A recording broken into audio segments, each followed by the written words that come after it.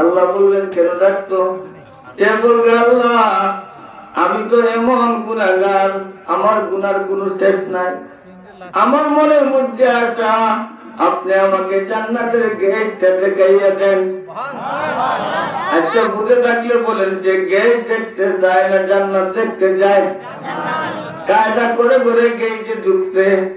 গেটে যখন গেছে গেট খুলে দিচ্ছেন আল্লাহ, ফেরেশতাকে বলছেন তাকে ঢুকতে দিও না। ফেরেশতারা তাকে আটকাইয়া দিতে, বাহির থেকে ভিতরের নিয়ামত দেখতেছে। ওই নিয়ামত গুলা দেখে তার লোভ লেগে গেছে। সে কিছুদিন পরে আবার ডাক দিছে আল্লাহ।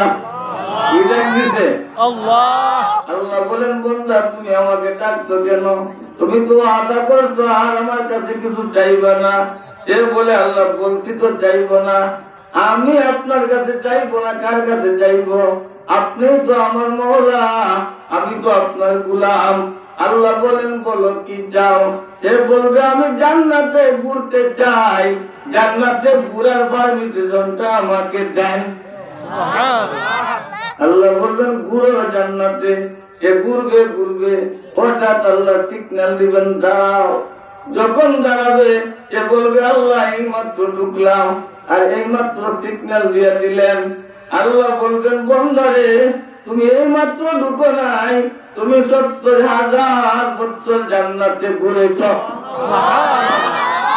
আল্লাহ বলবেন ৭০,০০০ বছর। সে বলবে আল্লাহ ৭০,০০০ বছর না, ৭০,০০০ কোটি বছর চললেও আমার ঘুরা শেষ হবে না। আমি তো ঘুরার পারমিশন নিতে, আমাকে ঘুরতে দেন। আল্লাহ বলবেন ওয়া ইজ্জতি ওয়া জালালি ওয়া কিবরিয়াই, আমার ইজ্জতের কসম, আমার শক্তি সামর্থ্যের কসম, আমার কুদরতের কসম, আমি তোমাকে যে দুনিয়ায় তুমি ছিলা ওই দুনিয়ার মতন ১০টা দুনিয়ার সমান জান্নাত দিলাম। আপনারা এই ১০টা দুনিয়ার সমান জান্নাত পাইতে চান না চান না? কারা কারা চান হাত উঠান। আল্লাহ কবুল করো, হাত নামান। ওয়ালাইকুম আসসালাম ওয়া রাহমাতুল্লাহি ওয়া বারাকাতুহু। الحمد لله الذي شرفنا بدولة الإيمان. الحمد لله الذي شرفنا بدولة الإسلام. الحمد لله الذي شرفنا بدولة القرآن وقربنا إليه بوسيلة القرآن وقربنا إليه بوسيلة النبي الأنام. نشهد أن لا إله إلا الله وحده لا شريك له، ونشهد أن محمدا عبده ورسوله صلى الله تعالى عليه وعلى آله وأصحابه أجمعين. أما بعد فأعوذ بالله من الشيطان الرجيم. بسم الله الرحمن الرحيم. الرحمن علم القرآن خلق الإنسان علمه البيان. وقال النبي صلى الله عليه وسلم الراحمون يرحمهم الرحمن ارحموا من في الأرض يرحمكم من في السماء. আমরা সবাই মহব্বতের সাথে সবচাইতে ফজিলতওয়ালা দুরূদ পড়ি। আমার সাথে সবাই পড়বে।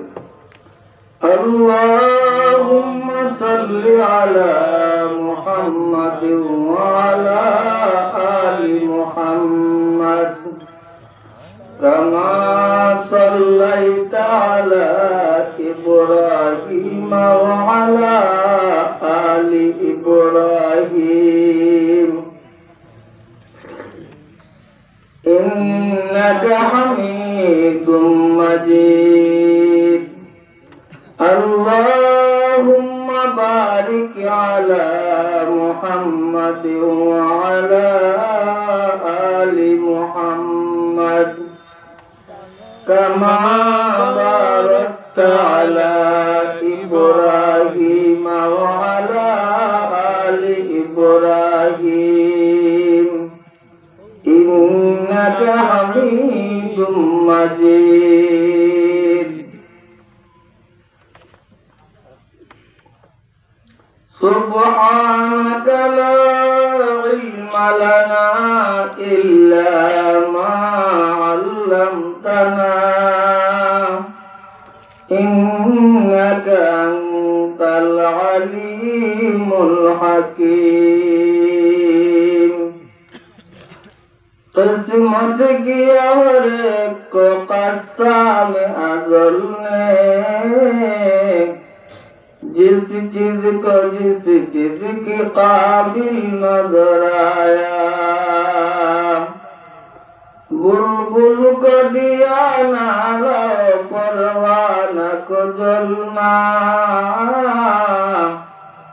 गम हमको दिया सबसे जो मुश्किल नजर आया। पंचग्राम ठाकुरपुर दारुस सुन्नाह মাদ্রাসা কর্তৃক আয়োজিত আজকের বাৎসরিক মহতী মাহফিলে চলমান অধিবেশনে সভাপতির আসনে বসা আমার অত্যন্ত শ্রদ্ধাভাজন উস্তাদে মুহতারাম জয়গলাটি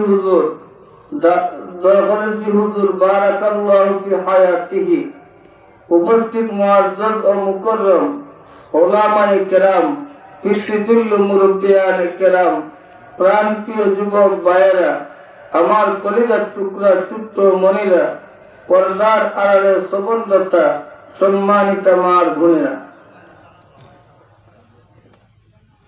আমি মহান আল্লাহ পাক রব্বুল আলামিনের শুকরিয়া আদায় করি যে আল্লাহ পাক রব্বুল আলামিন গেল বছরের ন্যায় এবারও আমাকে আপনাদের সামনে উপস্থিত হওয়ার সুযোগ করে দিয়েছেন।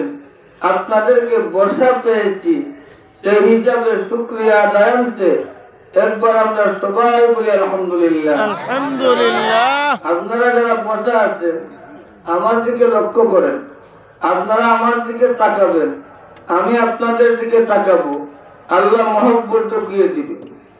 আমার আজকে 6টা প্রোগ্রাম, এই পঞ্চগ্রাম মাদ্রাসার প্রোগ্রাম আমি জানছি ঠাকুরপুর আসার পরে ঠাকুরপুরের তাফসীরে। তো আমাদের ছোট ভাই জাহাঙ্গীরকে আমরা খুব মহব্বত করি, চিন্তা করলাম আজকে প্রথম প্রোগ্রাম শুরু করবো ঠাকুরপুর থেকে, আর যেখানে শেষ হয় আল্লাহ শেষ করবে।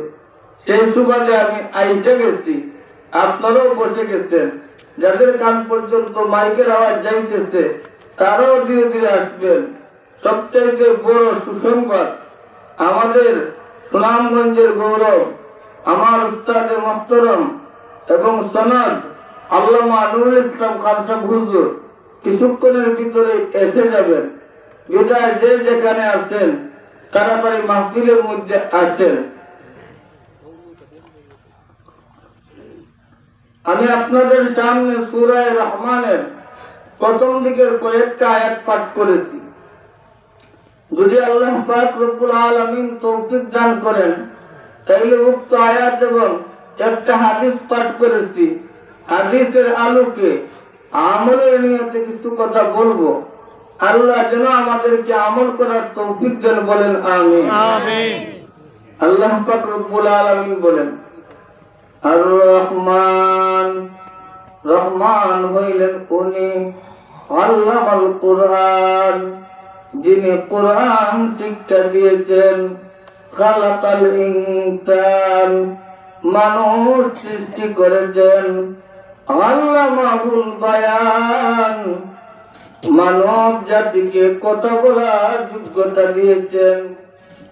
রহমান হইলেন উনি, যিনি কোরআন শিক্ষা দিয়েছেন, মানুষ বানিয়েছেন। আমরা সবাই মানুষ না মানুষ না? মানুষ। আমাদের ক্ষেত্রে আল্লাহ বলতেছেন, ও দুনিয়ার মানুষ, তোমরা রহমানকে চিনো না? রহমান হইলেন উনি, যিনি কোরআন শিক্ষা দিয়েছেন, মানুষ বানিয়েছেন। এখানে দুইটি কথা আল্লাহ বলেছেন। প্রথম কথা, কোরআন শিক্ষা দিয়েছেন। এরপরের কথা, মানুষ সৃষ্টি করেছেন। কিন্তু সিস্টেম হিসাবে আমরা দেখতে পাই, প্রথমে আমরা মানব হিসাবে জন্ম নেই, এরপরে একটু বড় হওয়ার পর মক্তবে যাইয়া কোরআন শিক্ষা করি, মাদ্রাসায় যাইয়া কোরআন শিক্ষা করি। কিন্তু আল্লাহ বলে দিয়েছেন, আমি প্রথমে কোরআন শিখাইছি, পরে মানুষ বানাইছি। সিরিয়ালটা এইভাবে আল্লাহ বলেছেন। আল্লাহ সিরিয়াল এই ঠিক। এর ব্যাখ্যা মুফাসসিরিনে কেরাম অনেক দিয়েছেন, সেই দিকে আমি যাব না। একটা ব্যাখ্যাই দিব। শুধু শারীরিক দিক দিয়ে মানুষ হইলে মানুষ হয় না, গুণের দিক দিয়ে মানুষ হইতে হবে। গুণের দিক দিয়ে যারা মানুষ, তারাই প্রকৃত মানুষ। গুণ বলতে কি? কোরআনের শিক্ষা যার অন্তরের মধ্যে আছে, কোরআনের শিক্ষার মহব্বত যাদের মধ্যে আছে, কোরআনের শিক্ষা যারা শিক্ষিত, এদেরকে আল্লাহ মানুষ বলেছেন। সুবহানাল্লাহ। আপনারা বলবেন, আমরা তো কোরআনের শিক্ষায় শিক্ষিত না। কে বলতে আপনারা কোরআনের শিক্ষায় শিক্ষিত না? আপনারা সূরা ফাতিহা আলহামদুলিল্লাহ জানেন না? কারা কারা জানেন? হাত তুলেন দিকে। আলহামদুলিল্লাহ। আল্লাহ কবুল করো। আলহামদুলিল্লাহ কোরআনের সূরা নেই, শুধু সূরা উম্মুল কোরআন, সমস্ত কোরআনের মা, সমস্ত কোরআনের মূল, সমস্ত কোরআনের জড়। সূরা ফাতিহার অনেক নাম আছে, এর মধ্যে একটা নাম উম্মুল কোরআন। সূরা ফাতিহা কোরআনের মূল, কোরআনের জড়। তো আপনারাও কোরআন জানেন, অর্থাৎ যারা কোরআন জানে, যারা কোরআন মানে, এরা সত্যিকারের মানুষ। রহমান আল্লাহ পাক রব্বুল আলামিন। আল্লাহ দুনিয়ায় রহমান। কি কারণে রহমান? দুনিয়ায় রহমান সিফতটাকে আল্লাহ পাক রব্বুল আলামিন অর্থাৎ ব্যাপক হিসাবে নির্ধারণ করেছেন। রহমান হইল ব্যাপক, আর রহিম হইল নির্ধারিত। আল্লাহ দুনিয়ায় রহমান আর পরকালে রহিম। এর অর্থ কি? অর্থাৎ দুনিয়ায় আল্লাহ রহমান, ইমানদারদেরকেও খাওয়াইবেন, বেঈমানদেরকেও খাওয়াইবেন, মুসলমানকে খাওয়াইবেন, হিন্দুদেরকেও খাওয়াইবেন, খ্রিস্টান বৌদ্ধদেরকেও খাওয়াইবেন, পুণ্যবানকেও খাওয়াইবেন, পাপীদেরকেও খাওয়াইবেন। আর পরকালে আল্লাহ রহিম, শুধু ইমানদারদেরকে দান করবেন। সুবহানাল্লাহ। একজন ইমানদারের ঘটনা বলবো। কথা আমি বেশি বলতে পারবো না, কারণ আমার পিছনে আসতেছেন আমার উস্তাদ। যখন এসে হাজির হবেন, তখনই আমি কথা ছেড়ে দিব। আপনারা ধীরে ধীরে আসতেছেন, ভালো লাগতেছে। আমি আওয়াজ দিয়ে বলতেছি, সবাই নিজের বাড়ি থেকে, পঞ্চগ্রাম থেকে যদি 10 জন করে মানুষ আসে, তাইলে মাঠের মধ্যে কয়জন থাকার কথা? 50 জন। 50 জন। ইনশাআল্লাহ এই পরিবারের লোক হয়ে গেছে। আরো তো অনেক আসতেছেন, আসবেন। আল্লাহ পাক রব্বুল আলামিন পরকালে কিভাবে রহিম, কিভাবে দয়ালু, নবীজি হাদিসের মধ্যে বলেন, আর রাহিমুন, এ দয়াশীলরা, ইরহামু মান ফিল আরদ, তোমরা দয়া প্রদর্শন করো পৃথিবীর মধ্যে যে সকল মখলুকাত আছে সমস্ত জীবের উপরে দয়া প্রদর্শন করো। ইরহামু মান ফিল আরদ, জমিনে যারা আছে তাদের উপরে দয়া প্রদর্শন করো। ইয়ারহামুকুম মান ফিস সামা, আকাশওয়ালা অর্থাৎ আল্লাহ তোমাদের উপরে দয়া করবেন। সুবহানাল্লাহ। আপনি দুনিয়ার সৃষ্টির উপরে দয়া করবেন তো আল্লাহ আপনার উপরে দয়া করবেন। আল্লাহ পরকালে কিভাবে দয়া করবে দেখেন। বুখারী শরীফের riwayat, নবী করিম সাল্লাল্লাহু আলাইহি ওয়াসাল্লাম বলেন, একজন মানুষ পরকালে গুনার কারণে জাহান্নামে যাবে। ঈমানদার গুনার কারণে জাহান্নামে যাবে, জ্বলতে জ্বলতে আংরা হয়ে যাবে। কি হয়ে যাবে বলেন না, কি হয়ে যাবে? আংরা। বুখারী শরীফের riwayat, মুসলমান গুনার কারণে জাহান্নামে গেছে, জ্বলতে জ্বলতে জ্বলতে জ্বলতে আংরা হয়ে গেছে। হঠাৎ এই আংরা থেকে বের হবে, হঠাৎ এই আংরা থেকে শব্দ বের হবে। ওই লোকটা ডাক দিবে আল্লাহ। কি বলিয়া ডাক দিবে? আল্লাহ। বলেন সবাই, কি বলিয়া ডাক দিবে? আল্লাহ। আল্লাহ বের হইতেছে জ্বলতে জ্বলতে আংরা হইয়া। কিন্তু ইমানদার যখন ডাক দিবে আল্লাহ, আল্লাহ বলবেন, বন্দারে তুমি আমাকে কেন ডাকছো? আল্লাহর কেমন দয়া, কেমন দয়াশীল আল্লাহ দেখেন। সাথে সাথে আল্লাহ ডাক দিয়া বলবেন, বন্দা তুমি আমাকে কেন ডাকছো? বন্দা বলবে, আল্লাহ এমনি ডাকছি। আল্লাহ বলবেন না, তোমার কোন উদ্দেশ্য আছে? সে বলবে, আল্লাহ আমার একটা উদ্দেশ্য আছে। আল্লাহ বলবেন, কি উদ্দেশ্য? বন্দা বলবে, আল্লাহ জাহান্নামে জ্বলতে জ্বলতে আংরা হয়ে গেলাম, ছাই হয়ে গেলাম।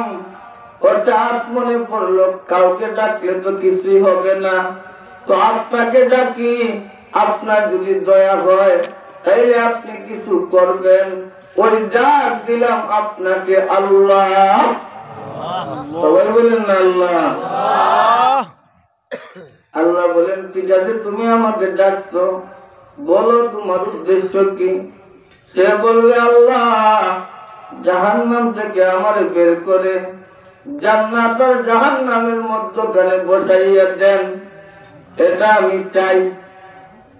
আল্লাহ বলবেন, বান্দা তোমাকে জাহান্নাম থেকে বের করে জান্নাত আর জাহান্নামের মধ্যখানে আমি বসাবো, কিন্তু এরপরে তুমি আর কিছুই চাইতে পারবা না। সে বলে, আল্লাহ আমি আর চাইবো না, আমার চাওয়ার কি আছে? আমি এতটুকুই চাই, আমাকে জাহান্নাম থেকে বের করে জান্নাত আর জাহান্নামের মধ্যখানে বসাইয়া দেন। আল্লাহ জাহান্নাম থেকে ফেরেশতার মাধ্যমে ওই আংরাটাকে বের করাবেন। ফেরেশতাকে বলবেন, ওই আংরাটাকে নহরে হায়াতের মধ্যে গোসল দেও, জীবনের পুকুরের মধ্যে গোসল দেও। জীবনের পুকুরে গোসল দিলে কি হবে? দুনিয়ার সমস্ত মানুষ দুনিয়ায় থাকতে প্রত্যেক মানুষের 4টি আশা পূর্ণ হয় নাই, হবেও না, আপনারও না, আমারও না। দুনিয়ার সমস্ত মানুষ চায় বাঁচতে, সবাই কি বাঁচতে পারে? না, কেউই তো বাঁচতে পারে না। কিন্তু নহরে হায়াতে গোসল করার সাথে সাথে সমস্ত মানুষ চিরজীবী হয়ে যাবে, আর কোনদিন মরবে না। দুনিয়ায় সবাই চায় যুবক হইতে, যুবক থাকতে।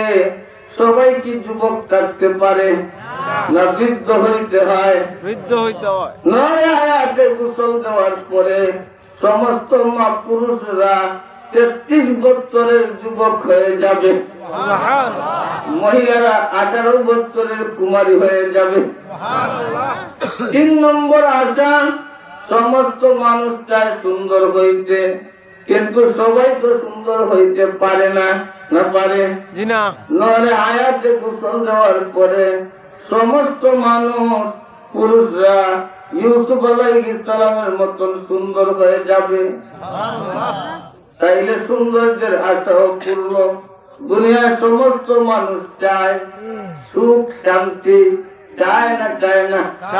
বুঝে থাকলে বলেন, আমরা এখানে যারা আছি বুকে হাত দিয়ে কি বলতে পারবো যে আমরা চতুর্দিকে সুখী? 100% সুখী কেউ বলতে পারবেন না? কেউ 100% সুখী না। নহরে হায়াতে গোসল দেওয়ার পরে সমস্ত মানুষ চির সুখী হয়ে যাবে। ওই আংরাটা যখন নহরে হায়াতে গোসল দেওয়ানো হয়েছে, হঠাৎ তার গুণে গুণান্বিত হইয়া সুন্দর একটা মানুষ হইয়া উঠেছে। আওয়াজ দিয়ে বলেন না সুবহানাল্লাহ। গুনার কারণে জ্বলতে জ্বলতে আংরা হয়ে গিয়েছিল। ওই আংরাটা নহরে হায়াতের মধ্যে গোসল দিতে দেরি হয়েছে, সাথে সাথে সুন্দর চির যৌবন, চির জীবন, চির সৌন্দর্য, চির সুখী একটা মানুষ হইতে দেরি হয় নাই। আল্লাহ ফেরেশতাকে বললেন, আমার বান্দাটাকে জান্নাত আর জাহান্নামের মধ্যখানে বসাইয়া দাও। ফেরেশতারা এই লোকটাকে জান্নাত আর জাহান্নামের মধ্যখানে বসাবে। জাহান্নাম তাইকে গরম আসবে, তার অশান্তি লাগবে। জান্নাত তাইকে এয়ার কন্ডিশনের বাতাস আসবে, তার শান্তি লাগবে। মোটামুটি সে সুখে আছে, ঠিক কিনা বলেন? সুখে থাকতে থাকতে একদিন বলবে, আবার ডাক দিবে আল্লাহ, আবার ডাক দিবে কি আল্লাহ। আপনারা অন্যদিকে চাইবা না, আপনারা আমার দিকে চাইবা। কথাটা বুঝেন, বুঝার জন্য বলছি। আবার ডাক দিবে, কি বলে ডাক দিবে? আল্লাহ বলবেন, বান্দা তুমি আমার কোন ডাকো কেন, আমাকে কেন ডাকতেছ? বান্দা বলবে, আল্লাহ আপনাকে ডাকবো না কারে ডাকবো? আপনিই তো রহিম, আপনিই তো দয়া করবেন।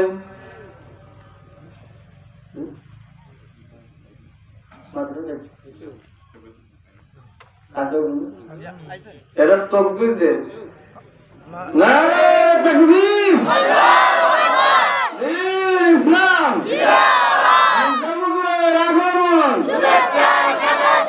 মাশাআল্লাহ। আমরা খুশি আনন্দিত। আমাদের আজকের প্রধান অতিথি আমার উস্তাদে মুহতারাম, আমার শায়েখ ও সুন্নাত আল্লামা খান সাহেব হুজুর, বারাকাল্লাহু ফি হায়াতিহি, তশরিফ এনেছেন। আমি এখানেই আমার কথা রেখে দিলাম। হুজুর ইনশাআল্লাহ আপনাদের সামনে বয়ান করবে।